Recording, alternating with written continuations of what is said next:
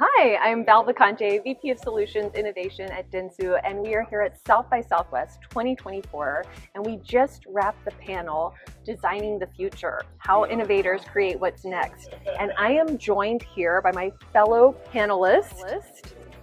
Chris Down. I'm Chief Design Officer at Mattel, and toys every day, all the time.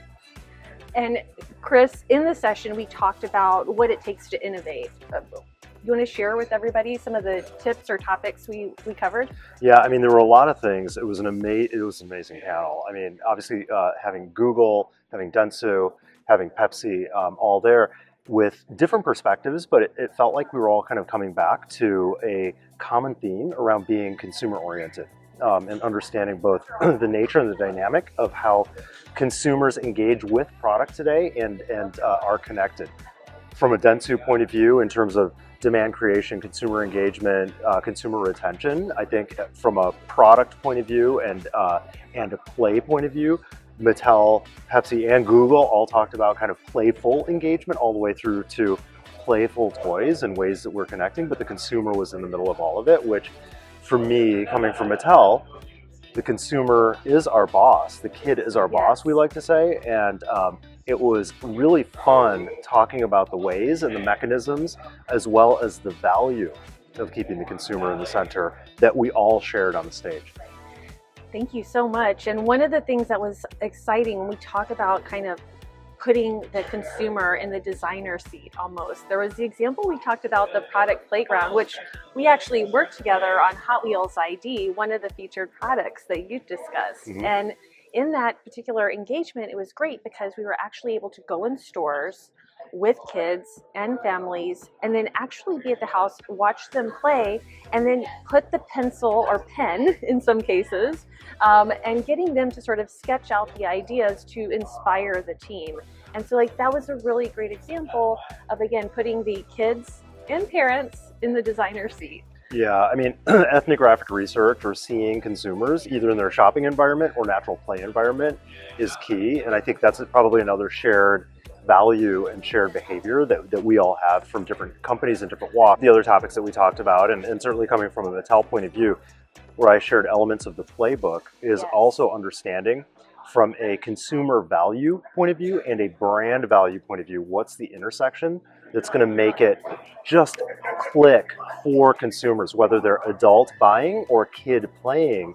And that's another aspect where a Barbie or a Hot Wheels or an American Girl or a Polly Pocket or what brand or a Masters of the Universe, there's a different consideration based on the natural brand values that category represents and the specific brand value that we've developed over time. Because a lot of what we at Mattel do is we nurture heritage brands and make them relevant for consumers of today and tomorrow.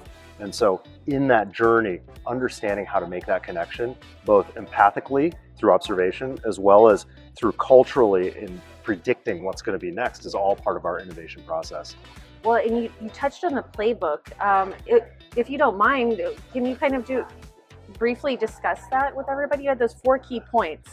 Yeah, so I mean, it starts out with really understanding what that brand value is. And so it could be about inspiring the possibilities in the case of Barbie, and that is part of the origin story, and it's upheld through everything that we do today, whether it's a consumer product, a live event, a theatrical, or a toy. It could be about challenging nurturing the challenger spirit in the case of Hot Wheels. But every brand has kind of its own orientation of value that we're trying to ensure that we're promoting and supporting as part of not just the history, but also of the value that we're establishing with consumers for now and in the future. The second piece is really about being consumer-centric, and we talked a lot about it already. Understanding our consumer is kind of the lifeblood of what we do and why we do it. The other aspect of understanding today and tomorrow what the cultural currents are going to be that our products live within is critical, so that we're able to adopt and adapt. So what is relevant today for American Girl is going to be even more relevant tomorrow, or we create relevancy by observing today and predicting what the future will be across all of our brands. So that cultural relevance piece is critical in stoking the fandom around our brands. And then the last piece is unique to Mattel in some ways, although a lot of others have brands that people care about and know about and don't live in a single category. And that is leveraging franchise opportunity through our brands that certainly transcend a single category.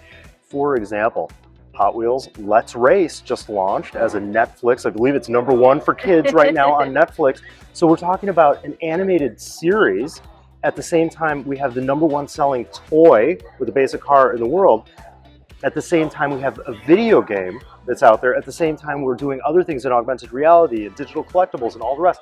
So it's understanding from a franchise point of view, what is the right opportunity to expand the brand engagement based on who the consumer is and where that brand and brand appetite is for the consumer.